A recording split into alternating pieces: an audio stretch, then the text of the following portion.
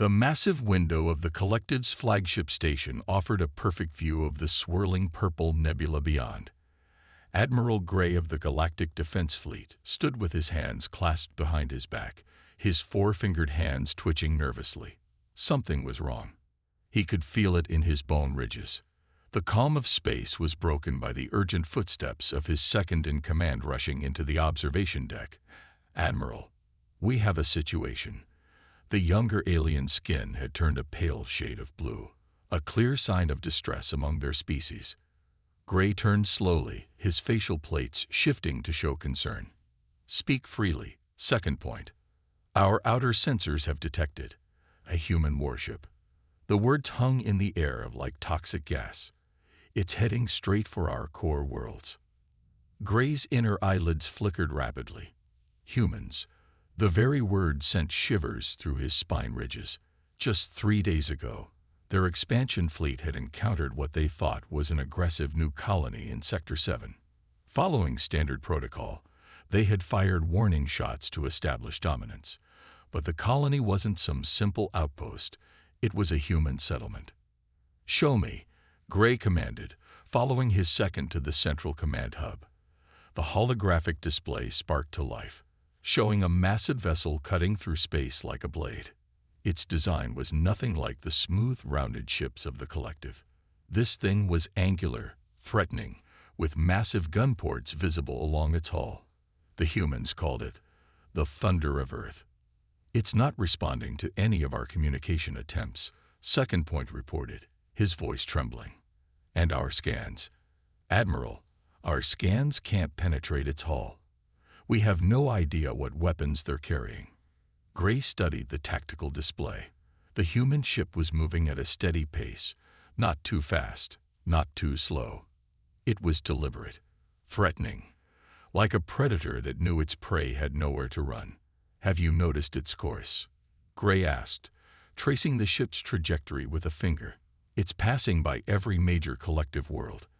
They're showing us they know exactly where we are vulnerable." The command center erupted into frantic activity as more reports came in. Civilian ships were altering their routes to avoid the human vessel. Trading posts were closing. 3 minor colonies had already requested emergency evacuation. "Sir, the Council is demanding answers," an information officer called out. "They're asking about human military capabilities." Gray let out a long breath. The Collective, in its 10,000 years of existence, had never encountered a species quite like humans. Most civilizations they met developed along similar lines, reaching for the stars only after achieving perfect internal peace. But humans, they'd brought their wars with them. "Tell me about the colony we fired upon," Gray ordered, trying to understand what they were dealing with. Second Point pulled up the report. "Small settlement, about 3,000 humans. Our warning shots." He paused, his skin turning even paler.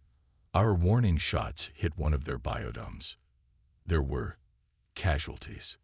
Gray felt his stomach twist. The Collective had never meant to kill anyone. They had simply followed the same protocol they'd used 100 times before with other emerging spacefaring races. A show of force, establish dominance, then welcome them into the galactic community. But humans didn't play by those rules. "Admiral," Second Point's voice dropped to a whisper, "I've been studying their history. Did you know they had something called world wars? Not regional conflicts. Wars that consumed their entire planet. Twice." Before Gray could respond, a new alert flashed across the screens. The human warship had just adjusted its course by 2 degrees, a tiny change that would now take it directly through the heart of Collective space. "They're not just coming to fight," Gray realized, his years of tactical training finally making sense of the situation. "They're coming to show us what fighting really means." He turned to his crew, seeing the fear in their postures. "Send word to all stations. Clear all civilian traffic from the human ship's path. And—" he hesitated, knowing his next words would shake the Collective to its core, "begin evacuation of non-essential personnel from our core worlds." The humans were coming, and for the first time in its history, The collective was about to learn the true meaning of dread. Intelligence Officer Smith sat in darkness, surrounded by glowing screens in his cramped observation post at the edge of human space. His small station, disguised as a broken-down mining facility, intercepted everything that passed through this sector of space. Right now, those transmissions were full of panic. "They say humans eat their enemies," one alien message claimed. "They have special rooms in their ships just for torture," said another. Smith couldn't help but smile at the increasingly wild rumors spreading through the collective's communication channels. Fear was doing his job for him. A new transmission caught his attention. This one was encrypted, marked for high-ranking officials only. Smith's fingers danced across his keyboard, breaking through the alien security measures they thought were unbreakable. The message appeared on his screen, and his smile faded. The collective had discovered Earth's military history. Their researchers had dug up information about nuclear weapons, about wars that spanned entire continents, about strategies like mutually assured destruction. The peaceful aliens couldn't understand how any species could survive such violence, let alone thrive because of it. Smith opened a secure channel to the thunder of Earth. "Captain Walker, you should see this. They're terrifying themselves more than we ever could." The response came back quickly. "Keep monitoring. No correction needed." Smith nodded to himself. Of course, letting them scare themselves was part of the plan. Through his screens, Smith watched the panic spread. Collective ships changed their trading routes, adding weeks to their journeys just to avoid the path of the human warship. Their military vessels clustered around their core worlds, but even their captains knew deep down that they didn't understand war the way humans did. A new alert flashed across his screen. Someone in the collective's military command was accessing restricted files about Earth. Smith watched as they downloaded information about something called The Art of War by Sun Tzu. He could almost picture the alien commanders trying to understand concepts that humans had known for thousands of years. "Their civilian traffic is down 60%, Smith reported to the Thunder of Earth. "Their economy is starting to suffer." It was amazing how the presence of just one ship could cause so much disruption. Through his surveillance, Smith picked up fragments of emergency meetings. The collective's leaders argued about humanity's intentions. Why just one ship? They kept asking. Where is the rest of their fleet? None of them guessed the truth, that the Thunder of Earth was humanity's only functional warship, maintained more for ceremony than combat. Smith's attention was drawn to a conversation between two alien cargo pilots. "I saw it," one of them said. "The human ship. It's black as space itself, with weapons unlike anything we've ever seen." Smith glanced at the actual image of the Thunder of Earth on his screen, a fairly ordinary-looking vessel painted in standard gray. Fear was making the aliens see things that weren't there. A priority message came through from Earth Command. "Keep monitoring. Let them talk. The more they speculate, the stronger our position grows." Smith leaned back in his chair, watching the streams of panicked alien communications flow across his screens. In all his years of intelligence work, he'd never seen psychological warfare work so effectively. The collective was unraveling, and humanity hadn't fired a single shot. "They're scanning their own historical records now," Smith reported, "looking for anything about warfare, but their species never developed weapons of mass destruction. They never had world wars. They don't even have a concept of total war." The response from the Thunder of Earth was simple. "Perfect." Smith turned back to his monitors, continuing to watch as the aliens' fear of humanity grew. Sometimes the best weapon wasn't a gun or a bomb. It was the imagination of your enemy, turning your shadow into a monster. Captain Walker stood on the bridge of the Thunder of Earth, watching the stars streak by through the main viewport. The massive ship moved forward in complete silence, its communication systems quiet by design. Every alien attempt to contact them went unanswered, each silence adding to the growing fear spreading through the collective's worlds. The bridge crew worked quietly at their stations, maintaining the steady course that would take them past another major alien world. The ship's sensors picked up the panicked movements of civilian vessels scrambling to get out of their path. Some ships changed course so quickly they risked damaging their engines, all to avoid coming anywhere near the human warship. "Another scan attempt, Captain," reported the sensor officer. "They're trying to figure out what our weapon systems are." Walker nodded, knowing the special hull plating would keep sending back confused readings. The aliens would see only what their fears told them to see. The thunder of Earth wasn't actually the monster they imagined. The ship had been built 20 years ago as a showpiece, a symbol of humanity's achievement in space. Its weapons were simple and few, its hull thick but not impenetrable. But the aliens didn't know that. They saw its angular design, so different from their rounded ships, and imagined it filled with terrible weapons. "Message from Intelligence Officer Smith, sir," the communications officer announced. "The collective's military vessels are grouping up ahead. They're trying to look threatening." Walker walked to the tactical display, studying the alien formation. Their ships were clustering together, trying to show strength in numbers. But their positioning was all wrong. Any real military force would know better than to bunch up like that. They were advertising their lack of combat experience. "Maintain course," Walker ordered. "Let them see us coming straight through their formation." He knew what would happen. The alien ships would break formation and scatter rather than risk confrontation, just like every other group of ships they'd encountered so far. The thunder of Earth's engines hummed steadily as they approached the alien fleet. The massive ship's shadow fell across their vessels, its dark hull blocking out the starlight. Through the viewport, Walker could see the alien ships clearly now, beautiful, gleaming vessels that had never known war. As predicted, the alien formation began to crack. First one ship backed away, then another, until their entire battle line dissolved. The thunder of Earth passed through the space where they had been, its presence alone enough to scatter a forest 10 times its size. "They're broadcasting again, sir," reported the communications officer, "begging us to respond, to state our intentions." Walker shook his head. Their silence was more powerful than any threat they could make. The tactical officer spoke up next. "Captain, I'm picking up something interesting. Their ships, they're not just running away. They're spreading stories. Every vessel that runs from us is telling others what they saw. But, sir," he paused, checking his readings again, "they're all seeing something different. Some say we're twice as big as we really are. Others swear they saw weapon ports that don't exist." Walker smiled. This was exactly what they had hoped for.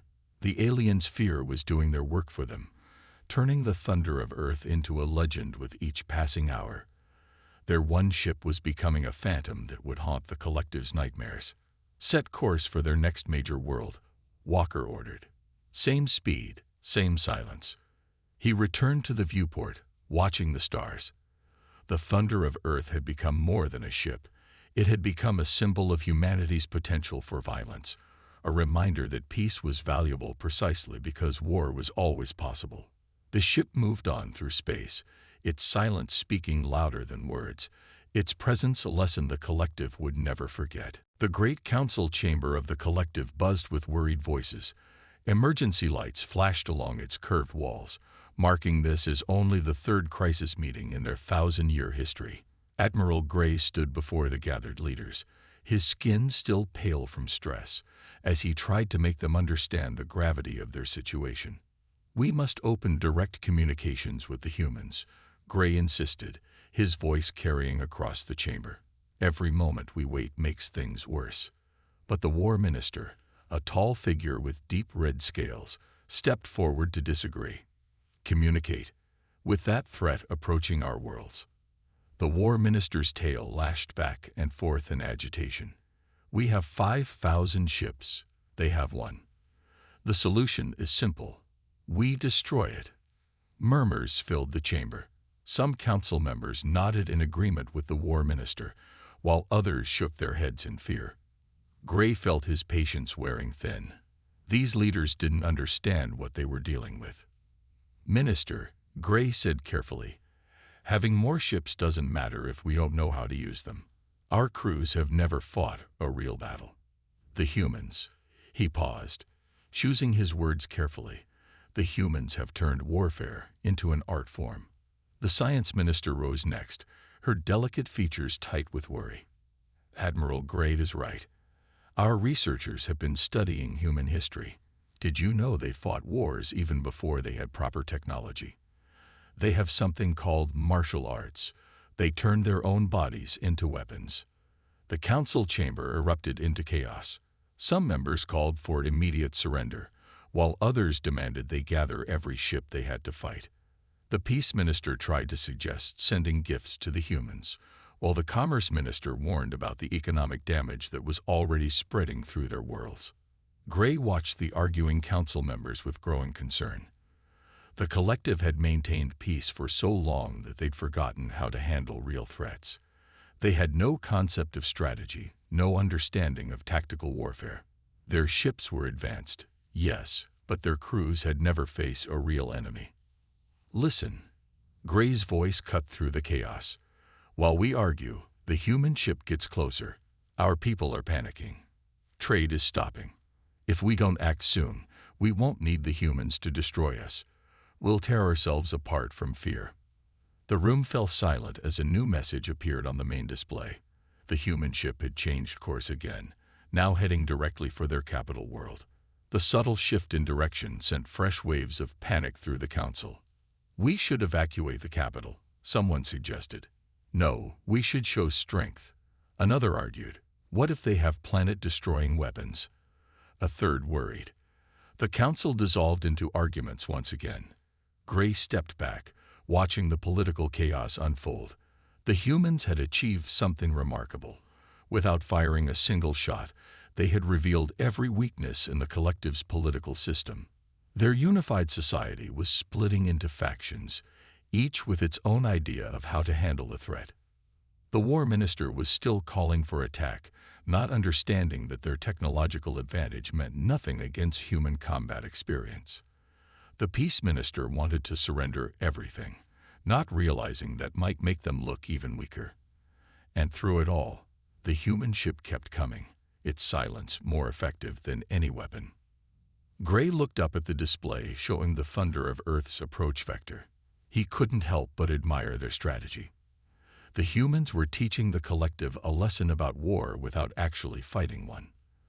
The question was, would the collective learn this lesson in time? Intelligence Officer Smith stared at his screen in disbelief. After days of intercepting and decoding countless alien messages, he had finally found something that changed everything. His hand shook slightly as he sent an urgent message to the thunder of Earth. The attack on the human colony had been a mistake. A simple, terrible mistake. Smith had decoded messages from before the incident, showing the collective's standard first contact protocols. They always fired warning shots near new colonies, showing their strength before welcoming them into their peaceful society. They had done it hundreds of times with other species, but they had never met humans before. They didn't know that humans would see any weapons fire as an act of war. In his cramped observation post, Smith played back the original incident. The alien ships had fired their warning shots exactly as their protocol demanded. But they didn't know about human shield technology. They didn't realize their shots would bounce off the colony's shields and hit one of the living pods. They had never meant to hurt anyone. At the same time, aboard the collective's flagship station, Admiral Gray was making his own discovery. His intelligence teams had finally managed to gather detailed information about human military forces. What they found left them stunned. This can't be right, Second Point said, checking the data again.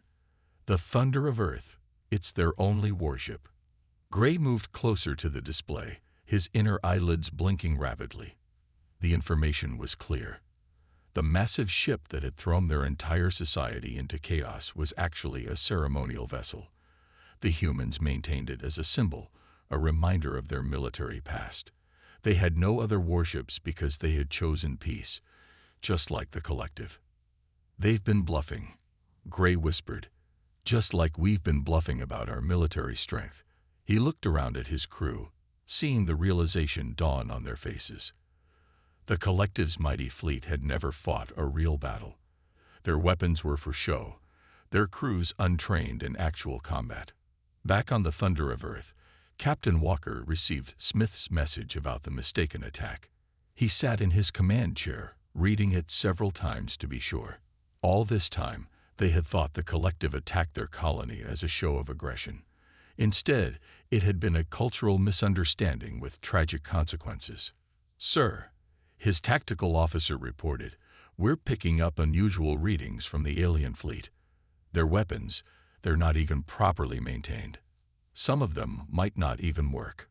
Walker nodded slowly. Both sides had been putting on a show. The collective pretended to be a mighty military force, keeping peace through the threat of their superior technology. Humanity had played the part of the terrifying warriors, letting the aliens' own fears make one ceremonial ship seem like an unstoppable force. In his observation post, Smith watched as both sides' messages continued to flow past his screens. Neither side wanted war. Neither side was truly prepared for it. They had scared each other with shadows and reputations. Sometimes, Smith typed in his report to Earth Command, "The most powerful weapons are the ones that never exist." The humans had used the collective's fear of war to prevent one. The collective had used the appearance of strength to maintain peace. In their own ways, both sides had been protecting the same thing all along. The Thunder of Earth emerged from light speed near the collective's capital world, its dark hull reflecting the light of 3 suns. The massive space station that served as the alien government's headquarters hung in orbit, surrounded by a defensive fleet that trembled at the human ship's approach. Inside the council chamber, Admiral Gray watched the main display with a mix of fear and hope. The human warship had finally arrived, and now everything would be decided. The council members huddled together, some whispering prayers, others clutching data tablets that showed their scattered military forces. Then something unexpected happened. After days of silence, the Thunder of Earth finally spoke. "This is Captain Walker of the Earth ship Thunder of Earth." The message came through in clear, calm tones. "We request permission to dock with your station for diplomatic talks." The council chamber erupted in surprised murmurs. The war minister jumped to his feet. "It's a trick. They want to board us and take control." But Admiral Gray was already moving toward the communication panel. He had seen enough of human tactics to understand what was happening. "This is Admiral Gray of the Collective," he responded. "Permission granted, Captain Walker. We welcome the opportunity for dialogue." An hour later, Captain Walker stepped through the airlock onto the Collective station. He wore a simple blue uniform with no weapons, accompanied by only 2 crew members. The aliens had expected warriors in heavy armor, carrying devastating weapons. Instead, they saw ordinary humans who looked tired after a long journey. "Admiral Gray," Walker said, extending his hand in the human gesture of greeting. Gray had studied human customs and carefully extended his own 4-fingered hand to shake. The simple act seemed to drain some of the tension from the room. "We've known about the mistake for several days now," Walker said, once they were seated in the council chamber. "Our intelligence officer Smith decoded your original first contact protocols. We understand that you never meant to harm our colony." The council members looked at each other in surprise. The science minister spoke up. "Then why? Why did you come with your warship? Why did you let us fear you?" Walker smiled slightly. "Because fear of war can be more effective at preventing war than any weapon. We needed you to understand humanity's capacity for conflict, so you would appreciate our desire for peace." Admiral Gray's inner eyelids flickered as understanding dawned. "And we've learned that your ship, it's your only one. You've been playing the same game we have, pretending to be stronger than we are to keep the peace. A ceremonial vessel." Walker nodded. "Just like your fleet that's never fired a shot in anger. We're not so different after all." The tension in the room dissolved into something like embarrassed relief. Both sides had tried to scare the other with shadows, only to discover they shared the same goal: peace through preparedness rather than actual violence. Perhaps, Admiral Gray suggested, we could learn from each other. You could teach us about strategy and defense, and we could share our technology for peaceful expansion. Walker looked around the council chamber, seeing hope replace fear in the aliens' expressions. That's why we really came, he said, not to threaten war, but to offer something better. A partnership between our peoples, based on understanding rather than fear. 1 month later, the great council chamber of the collective looked very different. Where fear once ruled, now stood a symbol of cooperation. A combined human-alien diplomatic table, shaped like Earth's ancient round tables.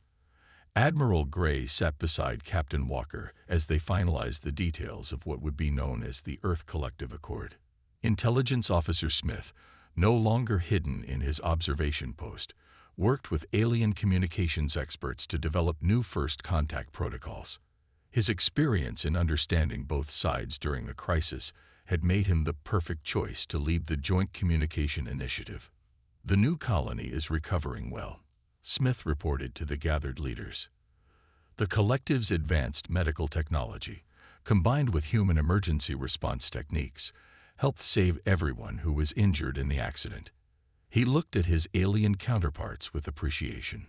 Sometimes our greatest strengths come from our differences.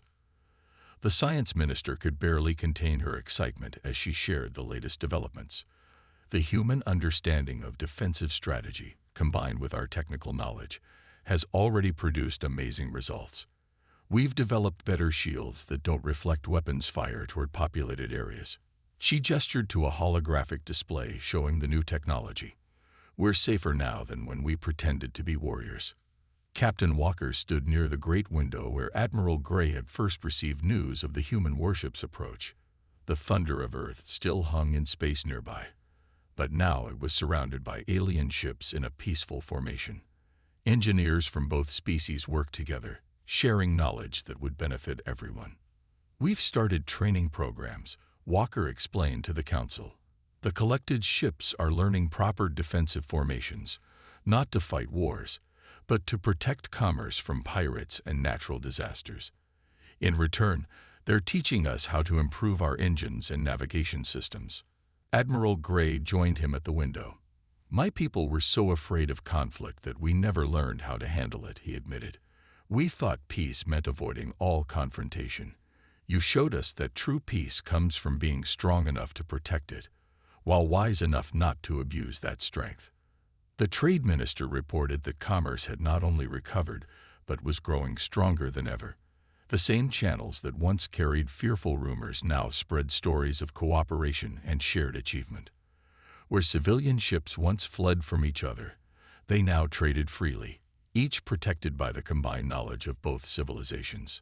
The thunder of Earth will remain here for another month, Walker announced, not as a threat, but as a symbol of our commitment to this alliance.